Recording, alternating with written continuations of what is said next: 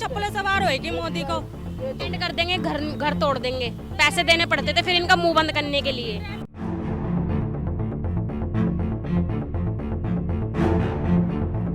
यहाँ खड़े थे, अब इन्होंने बिल्डिंग तोड़ी है, क्या करा क्या नहीं, तो वो बेचारे यहाँ खड़े थे, उसके नीचे दब के मरे वो लोग।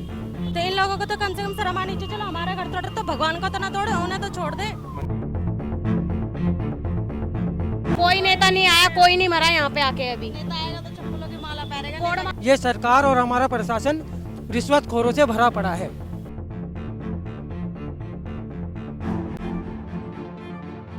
इसके बदले हम सिर्फ यही चाहते हैं कि जमीन के बदले हमें जमीन दी, हमें कोई मुआवजा नहीं चाहिए, कुछ नहीं चाहिए। एक दिन का हमें मोहलत दी, उसके बाद हमारे से इतना हो सका हमने निकाल लिया, फिर ये बुलडोजर लेके आए और उन्होंने तोड़।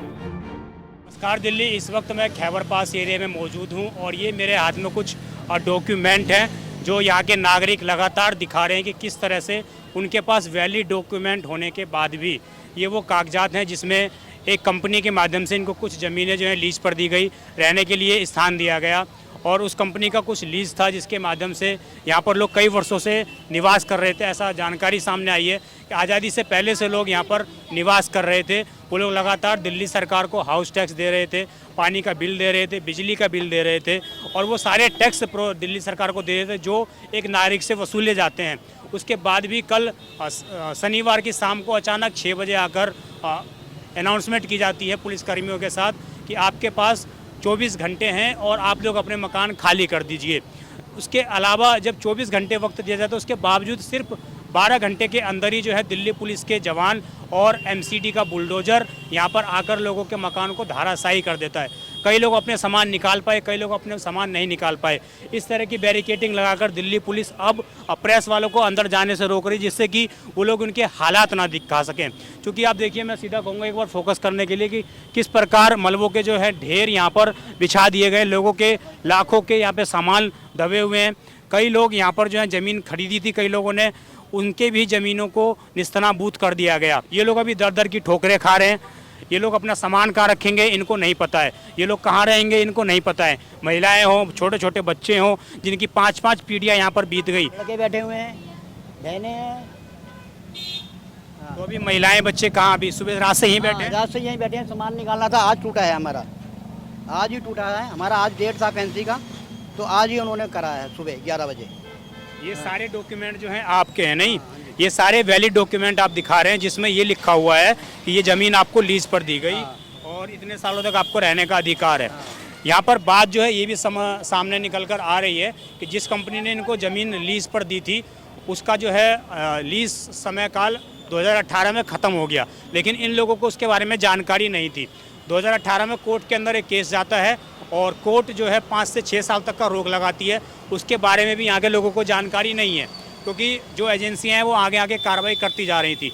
उसके बाद आज जो है इस तरह की जो ये लोग बता रहे हैं कि अनाउंसमेंट की गई और मैच अनाउंसमेंट के बाद जो है हमारी ज़मीन को तोड़ दिया गया, हमारे पास कोई भी नोटिस नहीं है। अगर हम वकीलों के पास केस दर्ज करने के लिए जा रहे हैं कि आप हमारा केस आगे फॉरवर्ड कीजिए, तो वकील हमें ये कहकर बात टाल दे रहे हैं कि आप लोग कोई नोटिस दिखाइए, उसके बाद ही हम कुछ कर सकते हैं। तो इनके हाथ पैर तोड़कर, ज़मीन छीनकर इनको बिल्कुल दिव्यांग बना दिया गया है। मतलब कि ना तो आप लोग कहीं जा सकते हैं, ना कोई केस कर सकते हैं, ना ही किसी से ज़मीन की गुहार लगा सकते हैं। किसी भी प्रकार की कोई भी इनको सपोर्ट गवर्नमेंट के अधिकारियों के द्वारा या किसी एजेंसी के द्वारा प्रोवाइड नहीं किया जा रहा है। जब पानी का बिल लिया जा रहा था, बिजली का बिल लिया जा रहा था, एमसीडी अपने टैक्स ले रही थी, उस वक्त एमसीडी के अधिकारियों के सामने ये चीज़ें नहीं थी कि ज़मीन लीज पर है, हम लोग ऐसा क्यों कर रहे हैं। तो सब कुछ चलता है।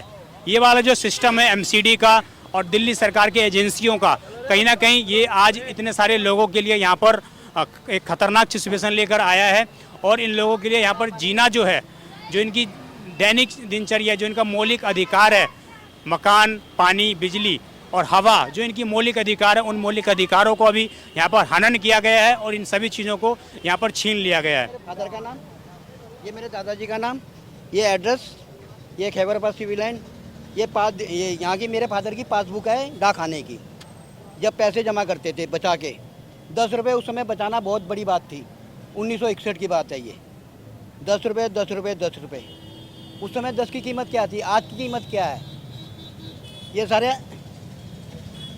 ये देखो ये सारी आपकी जो है पासबुक है नहीं, हाँ ये डाकखाने की पासबुक है।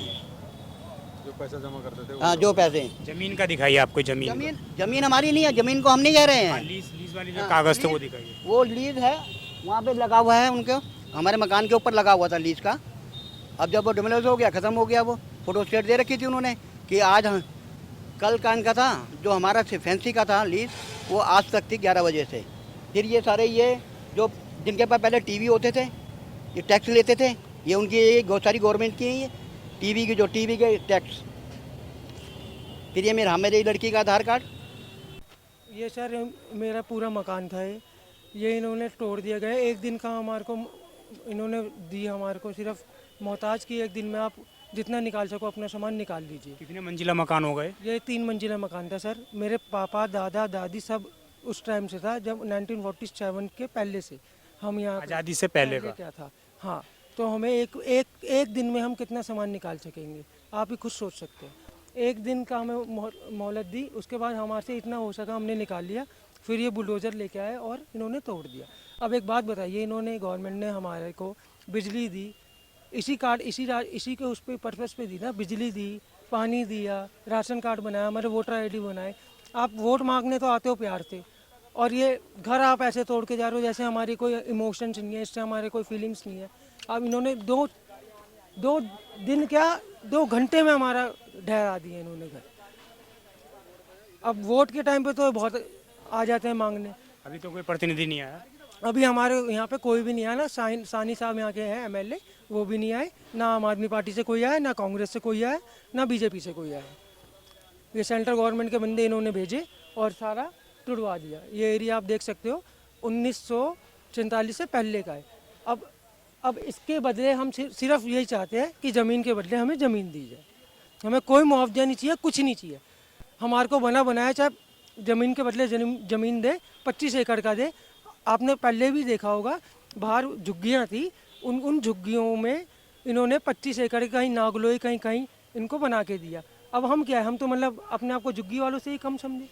अब मेरे पापा CPWD से रिटायर होके उन्होंने इसके अंदर 60-70 लाख रुपए लगाए। अब उनकी पेंशन कम से कम 30,000 रुपये है। अब मैं कहीं अगर मकान लेने जा रहा हूँ, किराए पे भी जा रहा हूँ, जो 15,000 का भी हो, मेरे को 30 का पड़ेगा। अगर मेरे पापा उसको पे करेंगे 30,000 रुपये, तो हम कैसे रहेंगे, कैसे खाएंगे। मैं गवर्नमेंट सर्वेंट की तैयारी कर रहा हूँ। अभी मैंने JJ का अभी टेस्ट दिया है क्लर्क का, अब उसकी टाइपिंग आ रही है सितंबर में। अब इतने टेंशन में मैं अपनी टाइपिंग कैसे यहाँ पर जो निकालूँ। है अधिकतर मकान सरकारी कर्मचारियों के थे। सरकारी कर्मचारियों के ही थे और प्राइवेट के भी थे, पर जो इन्होंने करा है वो अच्छा नहीं करा है। बस हम तो यही चाहेंगे इनसे, गवर्नमेंट से हमारी ये विनती है। आपका नाम जो है भारत हुआ और भारत को ही बेघर कर दिया गया। हाँ जी, भारत को ही बेघर कर दिया गया, भारत से ही। मैं तो यही कहना चाहूँगा सरकार से कि ज़मीन के बदले ज़मीन दी जाए, हमारा जीवन स्पॉइल ना करा जाए। हमारी जो जीवन स्पॉइल कर रहा है ये हमारी सरकार ने करा है। और जो जनरेशन जमीन थी यहाँ पर, ये बताया जा रहा है कि लीज पर जमीन प्रोवाइड करवाई गई थी। ये लीज पे ज़मीन थी, 99 साल की लीज थी, पर हमारे को कोई नोटिस तो देना चाहिए था। एक दिन का कोई नोटिस नहीं होता कि आप एक दिन का नोटिस दे रहे हो कि एक दिन में आप खाली कर दो।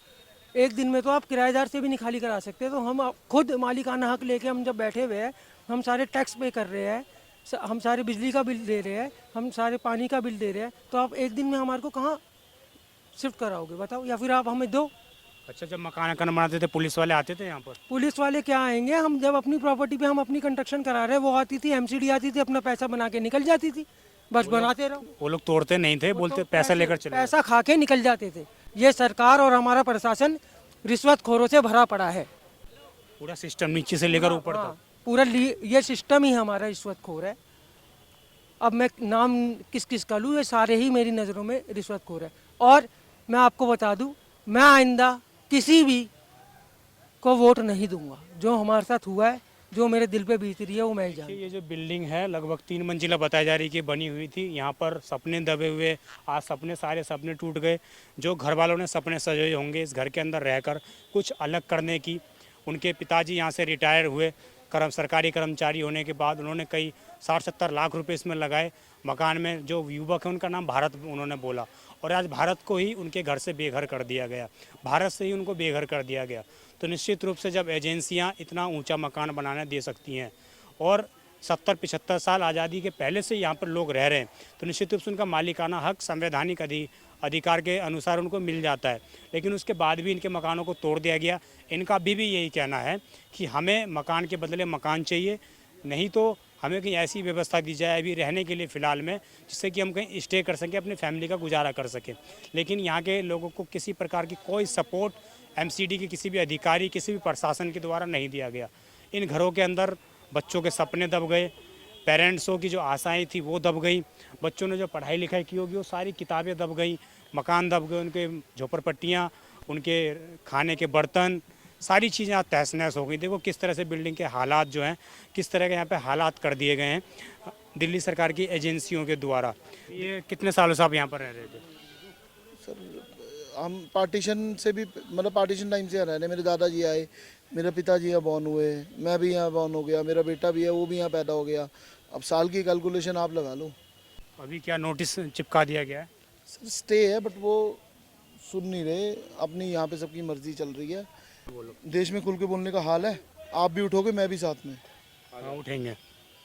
मेरे से हाथ जुड़ा लो भाई, मेरा घर चले गया और क्या चाहिए यहाँ पे, आप मत करो ये, रहने दो आप।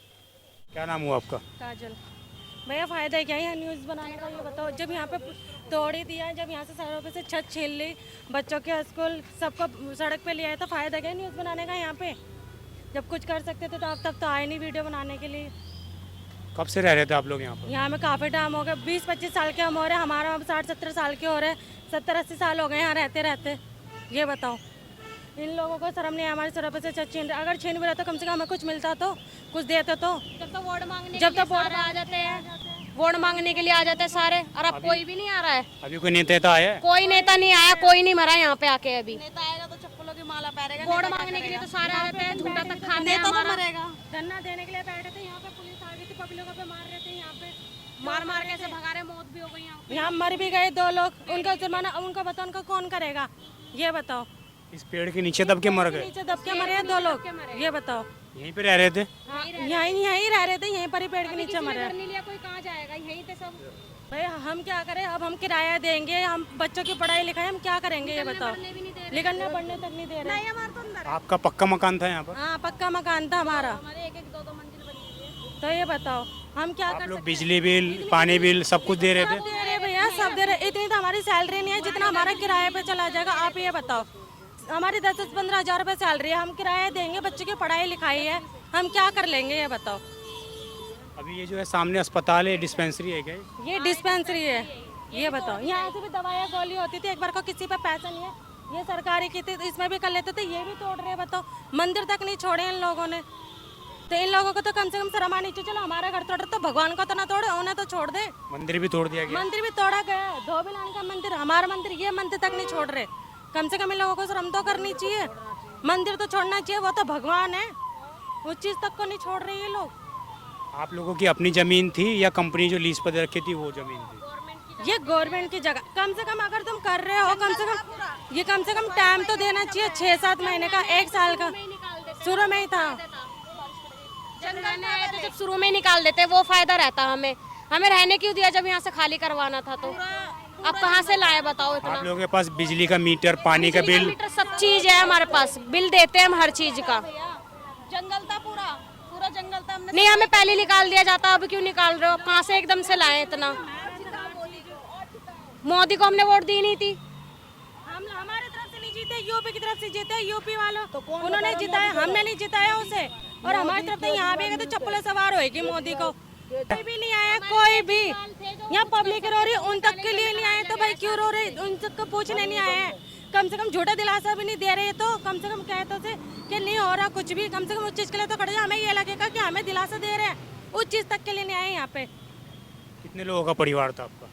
भैया एक परिवार में कम से कम एक परिवार के अंदर 10-12 लोग रह रहे हैं। ये बताओ कहाँ जाएगा परिवार? सबके भाई अलग हो जाएंगे, सबके माँ बाप अलग हो जाएंगे, कहाँ जाएंगे? इन लोगों को तोड़ने से पहले हर चीज़ सोचना चाहिए ना। किस टाइम पर नोटिस दिया इन्होंने? नोटिस दिया कुछ? हमारे यहाँ का नोटिस नहीं है, बिगर नोटिस के तोड़ रहे। 2 महीने का यहाँ का टाइम था, 2 महीने से पहले यहाँ तोड़ रहे। ये बताओ, यहाँ पे तोड़ने का अलॉटमेंट 2 महीने के बाद था, 2 महीने पहले का टाइम था यहाँ पे, उससे पहले तोड़ रहे हैं यहाँ पे। क्या मतलब बनता है? जहाँ नोटिस था चलो आपने वहाँ का तोड़ दिया, यहाँ का तो कोई मतलब ही नहीं बनता। और ये जो पेड़ गिरा है इसमें 2 लोग मर गए हैं तब 2 लोगों की मौत हुई है यहाँ पे, ये बताओ। इसी एरिया में रहते थे। इसी में ही रहते थे, यहीं रहते थे, यहाँ खड़े थे। अब इन्होंने बिल्डिंग तोड़ी है, क्या करा क्या नहीं, तो वो बेचारे यहाँ खड़े थे, उसके नीचे दब के मरे हैं वो लोग। तो ठीक है, गलती इन लोगों, उनके परिवार को कौन संभालेगा? जिसके जो मरे, जिसके बाप है, भाई है, कौन है, क्या है क्या नहीं है, तो उनके परिवार को कौन संभालेगा? ये बताओ। इन लोगों को तो अपना करने से मतलब है कि ये नहीं पता किसी की फैमिली जा रही, किसी का क्या जा रहा क्या नहीं जा रहा। इन लोगों को सोचना चाहिए, मतलब ये थोड़ी ड्यूटी कर रहे तो किसी की जान को तो मतलब इतना टाइम तो देते थे कि कम से कम टाइम तो दो, कम से कम टाइम तो देते, जो खाली कर लेते। टाइम भी नहीं दिया, 2 महीने का टाइम बोल दिया, उसके बाद तोड़ने भी आ गई। आप लोगों ने जिस वक्त मकान बनाया था उस टाइम पे पुलिस का कोई अधिकारी, कोई जवान या एमसीडी का कोई अधिकारी ये रोकने के? मकान बन रहे थे, पुलिस वाले भी पैसे खा खा के चले जाते थे कि कुछ नहीं होएगा, कुछ नहीं होएगा, ना बता के जाते थे, पैसे खा के चले जाते थे। नहीं तो ये कहते थे तुम्हारी सरकार से शिकायत कर देंगे। पुलिस वाले भी बहुत पैसे खा खा के जाते थे यहाँ से। जब घर बनते थे जब ही आके खड़े हो जाते थे, सरकार की धमकी दी जाती थी, हम आपकी कंप्लेन कर देंगे, नहीं तो कंप्लेंट कर देंगे, घर तोड़ देंगे। पैसे देने पड़ते थे फिर इनका मुंह बंद करने के लिए। केजरीवाल है जो हमें देख लेता है, लेकिन उसको पहले ही जेल में बंद कर दिया गया है। केजरीवाल के विधायक तो है ना यहाँ पर, विधायक वो ही थे हमारे यहाँ के। तो यहाँ पर दर्शकों आप इनका गुस्सा देख रहे हैं कि किस प्रकार जो है लोग ये भी आरोप लगा रहे हैं कि जब कल पेड़ गिराया गया तो उसमें 2 व्यक्ति की दबकर मृत्यु भी हो गई है। लोग ये आरोप सीधा दिल्ली पुलिस पर लगा रहे हैं कि जब मकान बनता है तो दिल्ली पुलिस के जवान यहाँ पर आकर खड़े होते थे, पैसे लेते थे, उनसे डराते थे कि अगर आप नहीं दोगे तो हम आपकी कंप्लेन आगे सरकार को फॉरवर्ड कर देंगे, लेकिन उन्हें मकान बनाने से रोका नहीं जाता था। तो निश्चित रूप से वो सारी एजेंसियाँ जिम्मेदार हैं जिन्होंने इनको 70-75 साल से यहाँ पर रहने दिया। 70-75 साल से ये लोग अवैध रूप से अगर रह भी रहे थे, उनके मकान के अंदर बिजली की बिल लगे हुए हैं, पानी लगा हुआ है, सभी चीज़ें उनको प्रोवाइड करवाई जा रही हैं, सारी सरकारी फैसिलिटी प्रोवाइड है। आज तक दिल्ली के अधिकतर एरियाओं में जो लोग वैदिक रूप से रह रहे हैं उनके पास गैस के पाइपलाइन नहीं पहुँचे, लेकिन इस कॉलोनी के अंदर गैस की पाइपलाइन पहुँची हुई थी। तो सरकार ने सब चीज़ें जानबूझकर किया, सब कुछ साजिश के तहत किया गया। निश्चित रूप से यहाँ पर ये लोग यही आरोप लगा रहे हैं। आप सामने देखो कितनी बड़े बड़े जो हैं बिल्डिंग के ढेर लगा दिए गए। यहाँ पर लगभग 2-2, 3-3 मंजिला यहाँ पर मकान थे, और अगर ये सारे अवैधिक थे तो इनको क्यों इतना मंजिला ऊपर तक बनाया दिया गया? निश्चित रूप से एमसीडी के और पीडब्ल्यूडी के और सारे अधिकारी इसके लिए जवाबदेही उनकी तय होनी चाहिए। अभी जो है पूरी पुलिस फोर्स यहाँ पर तैनात कर दी गई है, और यहाँ पर देखिए आप एमसीडी का छोटा सा डिस्पेंसरी भी है। अगर ये अवैध ज़मीन है तो एमसीडी ने यहाँ पर ये छोटा सा डिस्पेंसरी कैसे बना लिया? सवाल तो ये भी होना चाहिए कि अगर ये अवैध ज़मीन है तो इस पर एमसीडी ने डिस्पेंसरी कैसे बना ली? उन लोगों को मुफ्त में इलाज कैसे प्रोवाइड करवा रहे थे? और यहाँ के विधायक, यहाँ के सांसद कई बार इन लोगों को यह आश्वासन दे चुके हैं कि आप लोगों को कुछ नहीं होगा, आप लोग यहीं पर रहेंगे, हमेशा रहेंगे। लेकिन अचानक शनिवार की शाम को एमसीडी की तरफ से एक अनाउंसमेंट आता है कि आप लोगों के पास 24 घंटे हैं, आप लोग अपनी बिल्डिंगें खाली कर दीजिए। अगर आप नहीं करते तो आपकी बिल्डिंगों को तोड़ दिया जाएगा। और महज 12 घंटे के अंदर ही सुबह 6 बजे आकर एमसीडी के जो बुलडोजर हैं वो खड़े हो जाते हैं, और यहाँ पर पूरे एरिया के अंदर पीला पंजा चला दिया जाता है। तो इस तरह की जो भेदभाव के तहत कार्रवाई की गई है, लोगों को धोखे में रखकर कार्रवाई की गई है, निश्चित रूप से सरकार की सभी एजेंसियां इसको लेकर जिम्मेदार हैं। आप देखते हैं दिल्ली क्राइम मोर्चा। मैं इस वक्त मौजूद था खैबर पास में। धन्यवाद।